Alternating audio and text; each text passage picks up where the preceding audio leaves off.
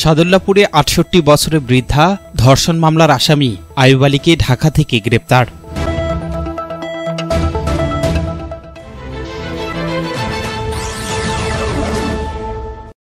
আসসালামু আলাইকুম। এমকে টেলিভিশনের পক্ষ থেকে সবাইকে আন্তরিক শুভেচ্ছা জানাচ্ছি। আমি ইফতেখার। শুরুতেই শুনলেন সংবাদ শিরোনাম, এখন বিস্তারিত। গাইবান্ধার সাদুল্লাপুর থানার চাঞ্চল্যকর নারী ও শিশু নির্যাতন দমন আইনে দায়েরকৃত ৬৮ বছরের বৃদ্ধা ধর্ষণ মামলার এজাহারভুক্ত আসামি আইয়ুব আলীকে ঢাকা মহানগরীর মোহাম্মদপুর এলাকা থেকে গ্রেপ্তার করেছে পুলিশ। সোমবার বিকেলে এসপি অফিস সম্মেলন কক্ষে প্রেস ব্রিফিংয়ে এসব কথা বলেন অতিরিক্ত পুলিশ সুপার শরীফ আল রাজীব। তিনি জানান, তদন্তকারী কর্মকর্তা এসআই সুপদ হালদারের নেতৃত্বে পুলিশের একটি চৌকস টিম বিশেষ অভিযান পরিচালনা করে গত ২ নভেম্বর রাত ১০টা ৩০ ঢাকা মহানগরের মোহাম্মদপুর থানাধীন ইত্যাদির মোড় এলাকা থেকে আসামি আইয়ুব আলীকে গ্রেপ্তার করে। প্রেস ব্রিফিংয়ে পুলিশের ঊর্ধ্বতন কর্মকর্তাগণ উপস্থিত ছিলেন।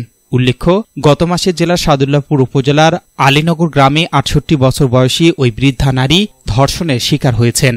এ ঘটনায় সাদুল্লাপুর থানায় নারী ও শিশু নির্যাতন দমন আইন ২০০৯-এর ১ ধারায় গত ২৩ অক্টোবর মামলা দায়ের করা হয়।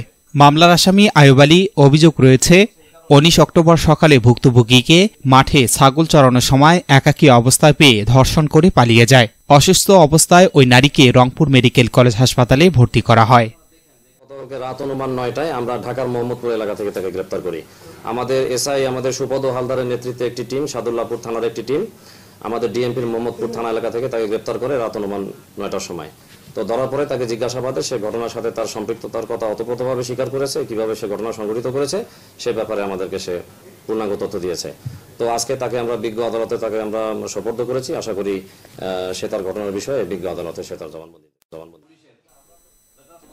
Shahinur Rahman, news desk, MK television. শেষ করছি এমকে টেলিভিশনের সংবাদ। এতক্ষণ আপনারা আমাদের সাথে থাকার জন্য অসংখ্য ধন্যবাদ।